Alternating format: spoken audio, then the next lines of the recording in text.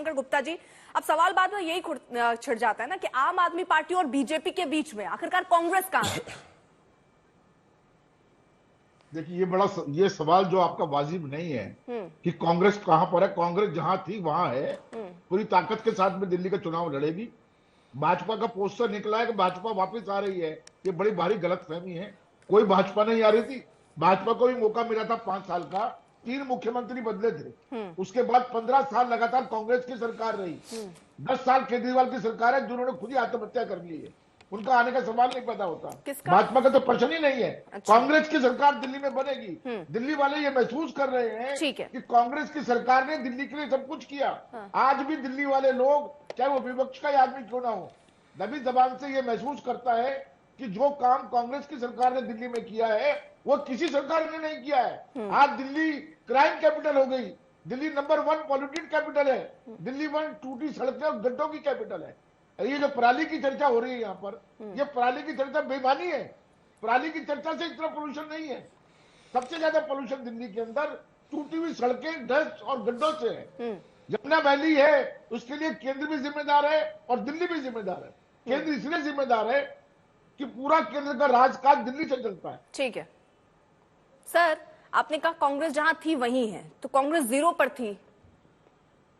नहीं, वो सवाल नहीं है। आपने जो बात कही कि कांग्रेस मतलब कहां पर है, आपने कहा जहां थी वहीं थी, क्योंकि 2015 में सर 9.65% सर रहा वोट शेयर। सुन लीजिए, फिर 2020 में भी 0 सीट और आपका वोट शेयर भी कम हुआ 4.26%। मानिए ना, आप ये भी आप कह रहे हैं कांग्रेस आ रही है।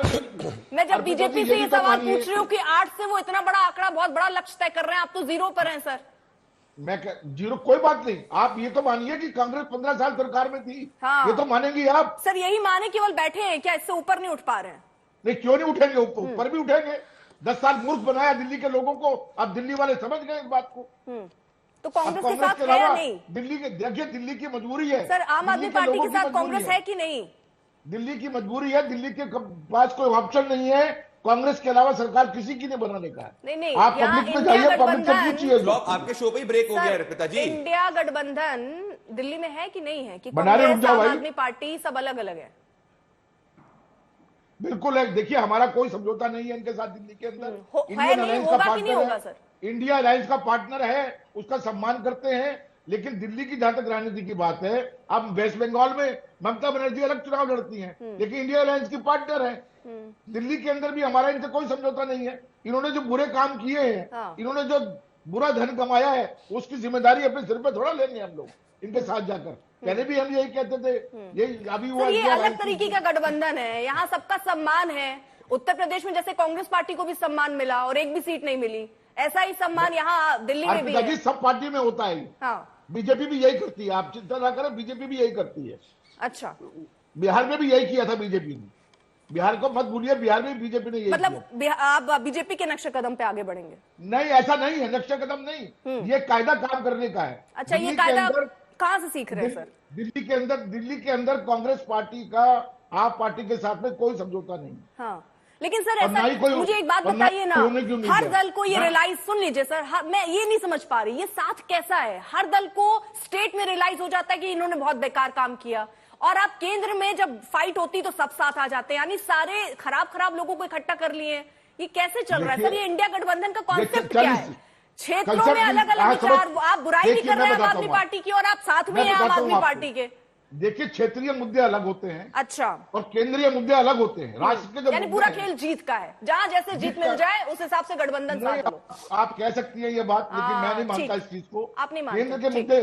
केंद्र के मुद्दे अलग है। राष्ट्र हित में जो काम हुआ वो इंडिया अलायंस ने किया। बीजेपी ने इस देश का बुरा हालत किया, इस देश को बांटने का काम किया बीजेपी। ठीक सर, तबाह कर दिया। ठीक है आशुतोष, आपसे एक रिएक्शन, उसके बाद विशाल जी आ रही हूँ। जी बताइए, क्या लग रहा है, बीजेपी आ रही है? वो लिख रहे हैं आ रही है बीजेपी। ये तो मैं कोई ना तो नजूमी हूं, ना मैं ज्योतिषी हूं, नहीं बता सकता कि दिल्ली में बीजेपी आ रही है या नहीं बीजेपी आ रही है। अभी तो लंबा वक्त है, अभी तो फरवरी के हमारे ख्याल से फर्स्ट से सेकंड वीक में चुनाव होगा, तभी इस बात का अंदाजा लगेगा। लेकिन जो दिल्ली के अंदर एक पैटर्न देखने को मिलता है, वो लोकसभा के चुनाव में वो 7 सीट भारतीय जनता पार्टी को मिलती है और उनको तकरीबन 54% या 52% के आसपास वोट मिलता है, चाहे 2015 हो, चाहे 2019 हो या फिर 2024 हो। लेकिन जब विधानसभा में आप चुनाव होता है तो यही आंकड़ा पूरी तरीके से आम आदमी पार्टी के साथ चला जाता है। 2015 में अगर आप देखें तो आम आदमी पार्टी को तकरीबन 54% वोट मिलता है। 2019 में आम आदमी पार्टी को तकरीबन 56% के आसपास मिलता है, जबकि लोकसभा के चुनाव में उनके पास 18% वोट था। तो विधानसभा के चुनाव में आम आदमी पार्टी का वोट तिगुना हो जाता है, 18 से बढ़ के 54 हो जाता है। तो ये इसको दर्शाता है कि दिल्ली के अंदर आम आदमी पार्टी एक बहुत मजबूत स्तंभ है और भारतीय जनता पार्टी को यहाँ बहुत संघर्ष करना पड़ेगा। ऐसा नहीं कि भारतीय जनता पार्टी का वोट परसेंटेज यहाँ पे स्थायी है 32% के आसपास। जब 2013 का चुनाव हुआ तभी बीजेपी के पास 32% था, 2015 चुनाव हुआ तभी बीजेपी के पास 32% वोट था, 2020 में वो परसेंटेज बढ़कर 38 के आसपास। लेकिन जब तक बीजेपी दिल्ली के अंदर 50% के आंकड़े के आसपास नहीं पहुंची तब तक उसकी सरकार तो कम से कम मुझे बनती हुई दिखाई नहीं पड़ती। और दुर्भाग्य की या सौभाग्य की, जो भी आप समझ लें अपने हिसाब से, कि दिल्ली के अंदर आम आदमी भारतीय जनता पार्टी के पास कोई फेस नहीं है जो अरविंद केजरीवाल का सामना कर सके। अब आप वीरेंद्र सचदेवा के आधार पे या फिर गोयल साहब के आधार पे या फिर आप मनोज तिवारी के आधार पे तो चुनाव नहीं लड़ सकते ना। इसलिए बीजेपी को दिल्ली के अंदर एक बहुत मजबूत फेस देना पड़ेगा जो अरविंद केजरीवाल का मुकाबला कर सके। जैसे अरविंद केजरीवाल ने 2013 के चुनाव में शीला दीक्षित के खिलाफ मुकाबला किया था, तो वो जो पर्सनैलिटी का क्लैश है वो होना चाहिए। ये दिक्कत कांग्रेस पार्टी के पास भी, बीजेपी के पास भी। तो जब तक बीजेपी दिल्ली के अंदर कोई मजबूत चेहरा नहीं देती है, आज की तारीख में दिल्ली में बीजेपी के पास कोई ऐसा फेस नहीं है जो अरविंद केजरीवाल का मुकाबला कर सके। विशाल मिश्रा जी अर्पिता जी, आपको भी ऐसा लग रहा है कोई फेस नहीं है बीजेपी के पास? देखिए अर्पिता जी, अब आशुतोष जी तो बोलेंगे ही, क्योंकि कहीं ना कहीं आम आदमी पार्टी से पहले का लगाव तो है ही है। लेकिन मैं ये यहाँ पे स्पष्ट रूप से बता दूं कि बेसिक चीज पानी पीने के लिए आज की डेट में जो 90% क्लस्टर्स हैं, आप अर्पिता जी पानी नहीं पी सकते। आप कौन सी यहाँ पे बातें की जा रही हैं? दिल्ली को लंदन बनाने की बात की जा रही थी, जहां पर एक हाथ में कापी एक हाथ में कलम देने की बात थी, वहां पे एक के साथ एक फ्री शराब बांटी गई। और बाद में खूब ईमानदारी का राग अलापा गया। ये जनता है, ये सब जानती है। ये बात सही है कि वोट परसेंटेज के मामले में आम आदमी पार्टी की तुलना में भारतीय जनता पार्टी का वोट शेयर कम था। लेकिन अर्पिता जी, यदि आपको देखें तो 33-31% से एक जंप है 38% के आसपास का जो है पिछले विधानसभा के चुनाव में वोट परसेंटेज का शेयर है। तो ये कहीं ना कहीं ये जनता अब जागरूक हो रही है। ये वो सब कहाँ गए मोहल्ला क्लिनिक? वहां पे वो जो मरीजों के नाम, वो सब फेक नाम, वो सब मतलब पोस्ट, वो सब पेशेंट कहाँ से आए? वो 8500 करोड़ रुपए दिया गया केंद्र सरकार से। मैं पूछना चाहता हूँ आपके प्लेटफॉर्म पे एक प्रोजेक्ट का नाम बताया जाए जो उस 8500 करोड़ रुपए में से पर्यावरण को, प्रदूषण को सही करने के लिए खर्च हुआ हो। वो तमाम स्मोक टावर लगाने की बात की जा रही थी। जरा पूछिएगा कि कितने स्मोक टावर लगे हैं। और एक बात बताइए, जो मैंने व्यक्तिगत देखा है, मई जून में जब इतना प्रदूषण नहीं होता तब तो सड़कों पर पानी का छिड़काव चलता रहता है। ये इस समय क्यों नहीं चल रहा है? इक्का दुक्का कहीं पे दिख रहा है। कहां गए 8500 करोड़ रुपए? कहां गए वो ईमानदारी? कहां गया वो बिल पावर? बिल्कुल सही बात है, जनता सब देख रही है। और रही बात इसकी कि कोई पर्सनालिटी के टक्कर में नहीं है, तो भारतीय जनता पार्टी विचारधारा की पार्टी है, विकास की बात करती है, जहां पे अंतिम पायदान पर खड़े व्यक्ति को समाज की मुख्य धारा में लाने की बात की जाती है। ठीक है, भारतीय जनता पार्टी झूठा ईमानदारी का राग नहीं अनापती और उसके बाद में कहती कुछ मिला ही नहीं, कुछ हुआ ही नहीं। तो ऐसा नहीं है ये जनता। एक बात हो जी, ये जो आड इवन लागू हुआ था अर्पिता जी, वो जिस कमेटी के रिपोर्ट पे जो भी हुआ हो, मैं ये पूछना चाहता हूं कि जो लोग ट्रैफिक कम करने की बात कर रहे थे, जहां तक मैं जान पाया, जो लोग कर सकते थे, जो लोग खरीद सकते थे, उन लोगों ने एक और गाड़ियां ले ली। जब जो लोग ट्रैफिक कम करने की बात कर रहे थे, ये कौन सा नया नियम बनाया गया कि और ट्रैफिक बढ़ता चला गया? तो ये सारे मुद्दे हैं। पानी पीने को नहीं है अर्पिता जी, पानी पीने को उपलब्ध नहीं है। पीने को पानी नहीं है, सांस लेने को हवा नहीं है, कुछ है तो राजनीति है जो बढ़िया चल रही है। ठीक है, कौन सा महल बनने में? ठीक है विशाल जी, आशुतोष जी कुछ कहना चाह रहे हैं? फिर प्रदीप उसके बाद। विशाल जी अच्छे व्यक्ति हैं, आरएसएस से जुड़े हुए, तो जाहिर सी बात है बीजेपी का पक्ष तो लेंगे। लेकिन दो बातें मैं कहना चाहता हूँ। पहली बात ये कहना चाहता हूँ कि अगर अभी जो सेंट्रल पोल्यूशन कंट्रोल बोर्ड की जो रिपोर्ट है उसके मुताबिक हिंदुस्तान के 10 शहरों में जो पोल्यूशन जो टॉप 10 है, उसमें से 9 वो शहर हैं जो भारतीय जनता पार्टी रूल्ड है। सिंगरौली, भिवानी, रोहतक, जींद, गाजियाबाद, बहादुरगढ़, नोएडा, कैथल, हाजीपुर और चरखी दादरी। ये किसकी वजह से पोल्यूशन यहाँ पे सबसे ज्यादा है? ये हिंदुस्तान के 10 राज्यों में यहाँ भारतीय जनता पार्टी की सरकार है, इनकी भी कोई जवाबदेही होगी? एक जवाबदेही नहीं होगी। दूसरी बात, अब आप ये कहते हैं कि भाई दिल्ली की जनता जागरूक हो गई है।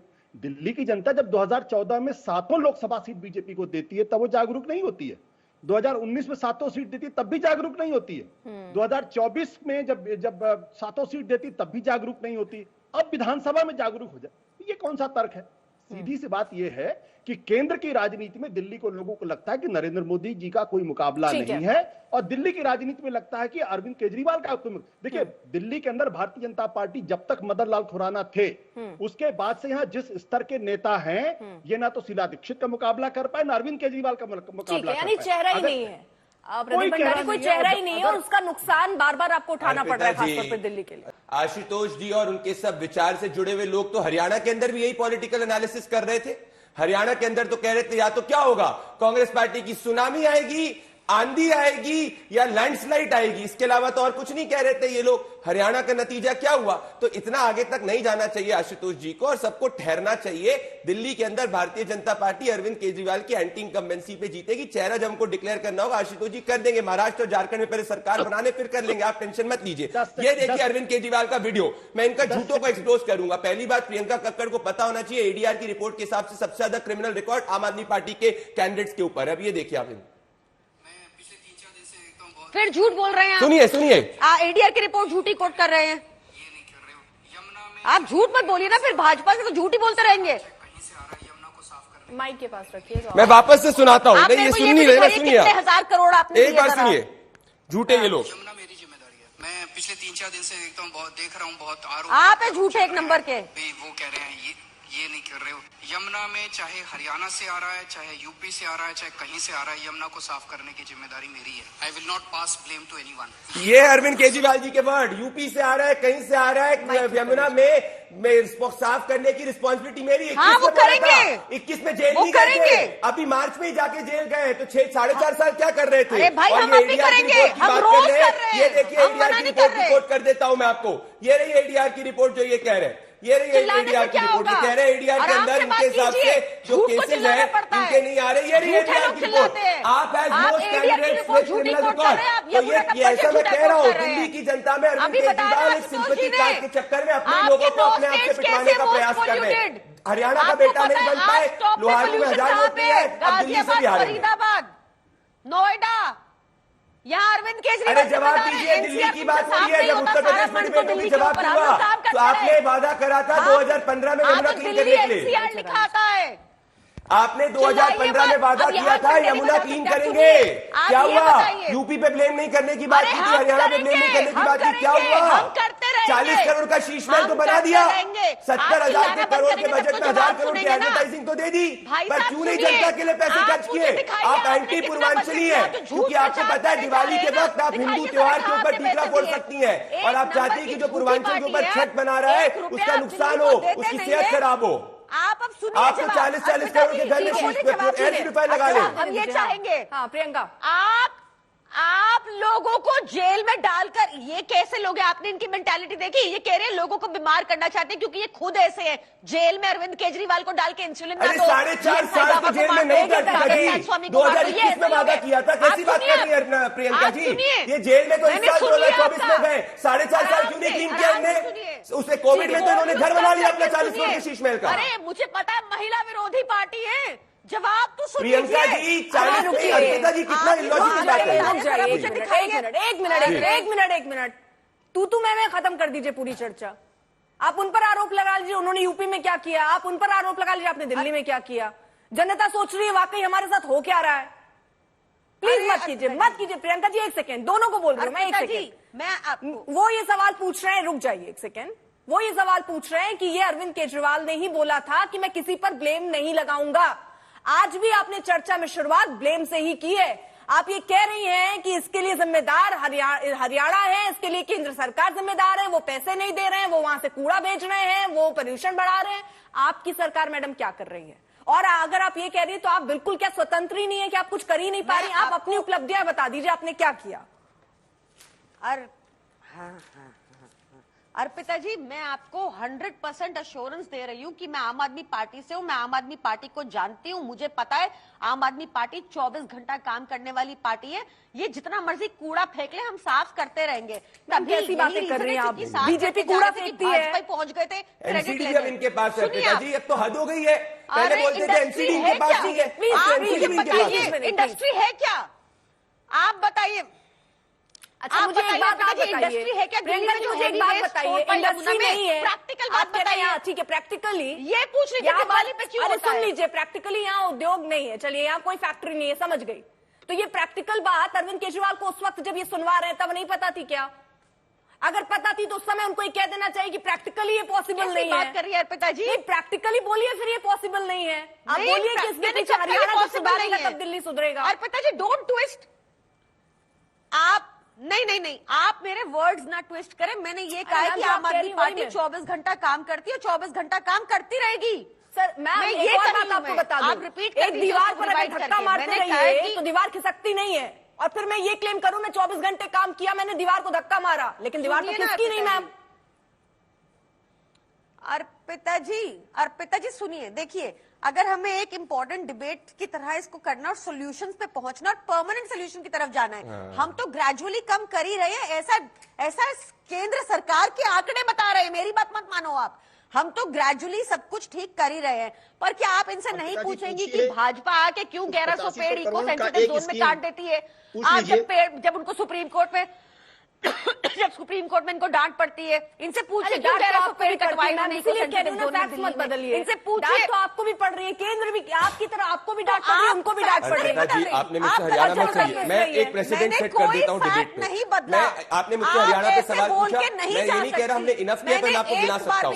1094 स्टबल बर्निंग के इंसिडेंट से 2023 में जो 55% कम थे 2022 से। अगर आपको मैं पीक फायर डेज की बात करूं तो हाईएस्ट पीक फायर डेज अक्टूबर 15 में 127 थे, जो अक्टूबर जो 2022 के 363 से कम थे।